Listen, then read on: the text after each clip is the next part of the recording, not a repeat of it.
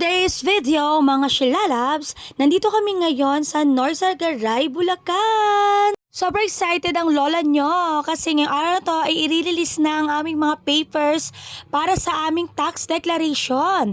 Yes, mga shilalabs, nakakuha kami ng about 200 square meter na lote dito sa Norzagaray, Bulacan.